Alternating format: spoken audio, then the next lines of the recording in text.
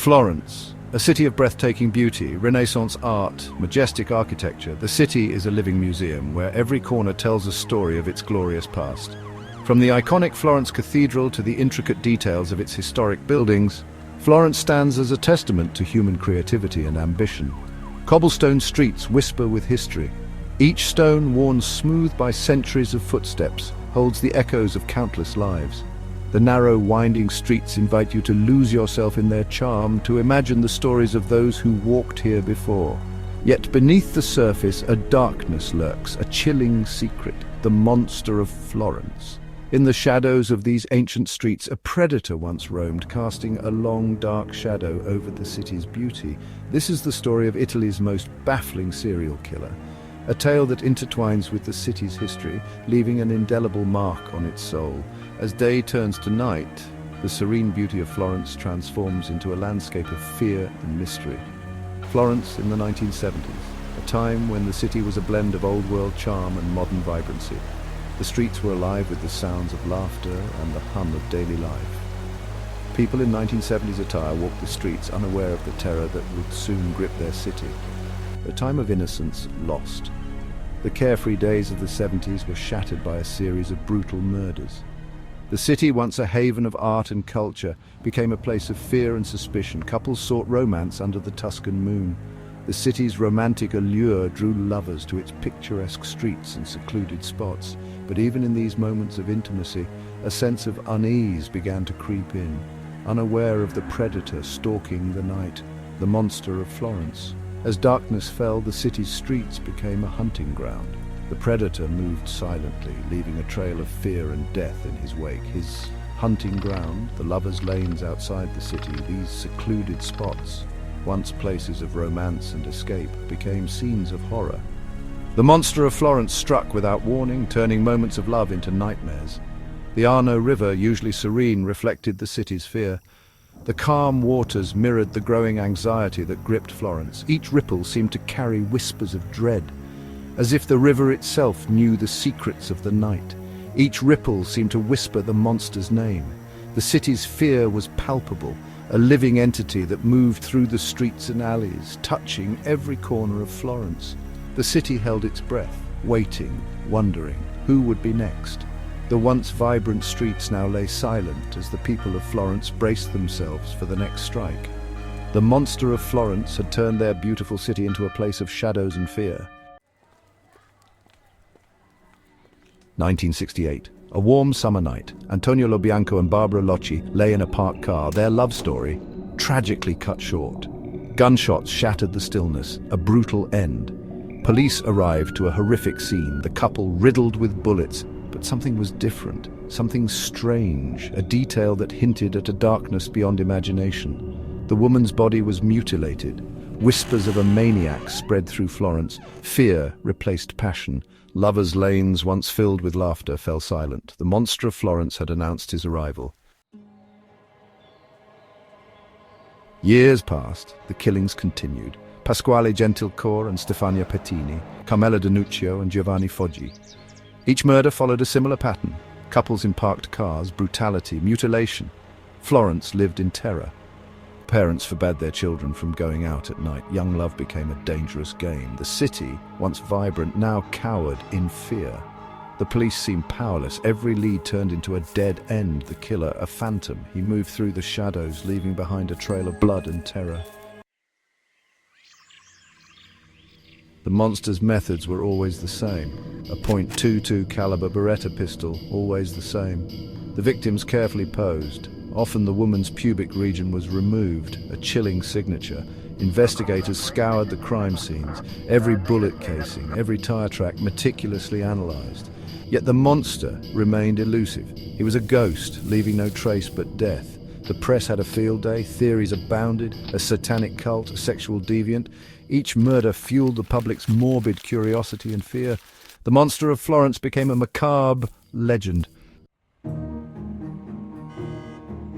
Years turned into decades. The body count grew. The investigation, sprawling and chaotic, seemed to go nowhere. The police were under immense pressure. The public demanded answers. Several suspects emerged: farmers, drifters, A secret society of wealthy deviants? Each new theory brought a flicker of hope. Each time the trail ran cold. One name, however, kept resurfacing. Pietro Pacciani.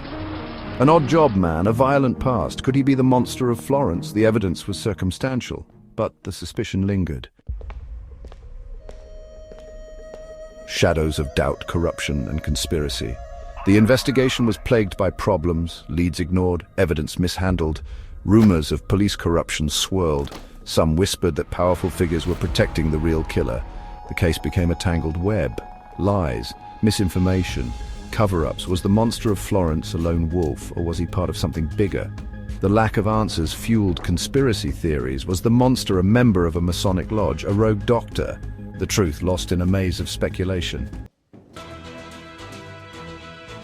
The trial of Pietro Pacciani, justice or farce?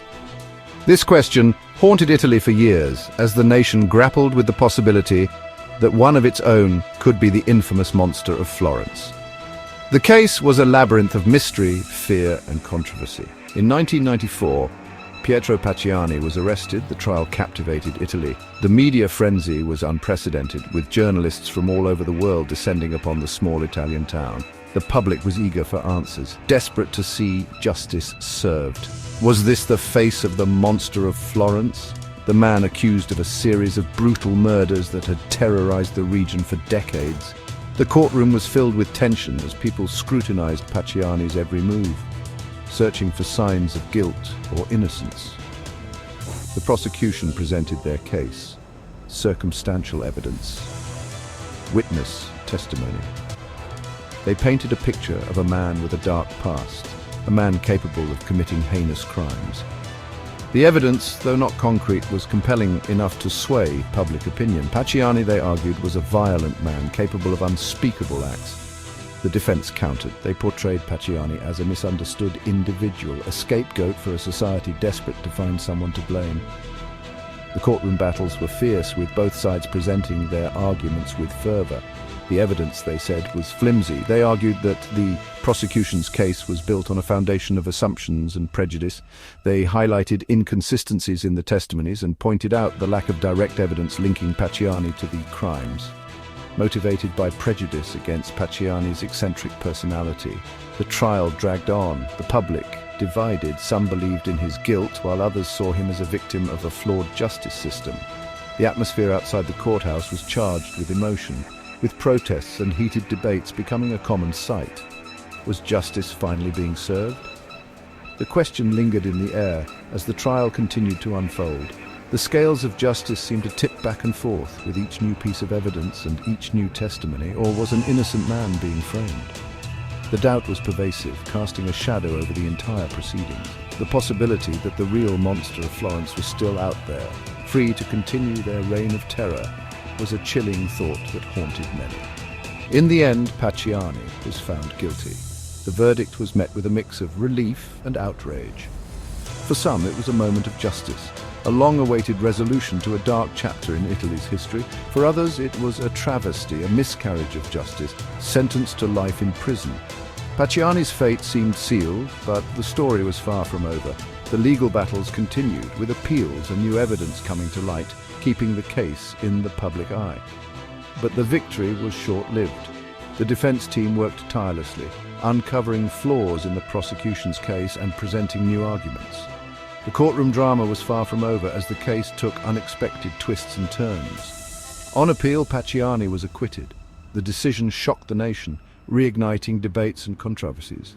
The acquittal was seen by some as a triumph of justice, while others viewed it as a grave mistake. He died a free man in 1998. His death marked the end of a tumultuous chapter, but the questions and doubts remained.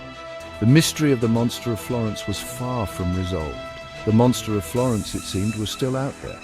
The case remains one of Italy's most infamous unsolved mysteries, a chilling reminder of the darkness that can lurk beneath the surface of society.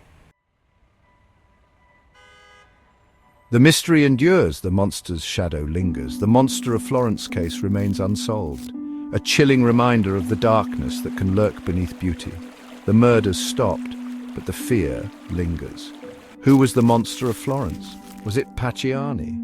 Or was he a scapegoat framed to protect a more sinister truth? The questions remain. Answers elusive. The monster of Florence continues to haunt Italy.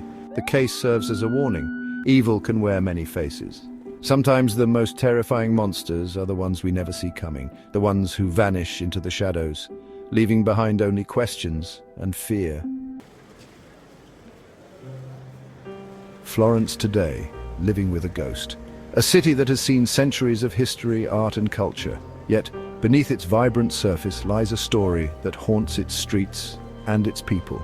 Florence today is a different city. The bustling marketplaces, the lively streets filled with locals and tourists alike paint a picture of a city that has moved on, but has it really? The terror of the monster of Florence has faded. The gruesome tales of the past are now just stories, but the memory lingers. The fear that once gripped the city has left an indelible mark. Tourists flock to the Duomo, marveling at its architectural splendor.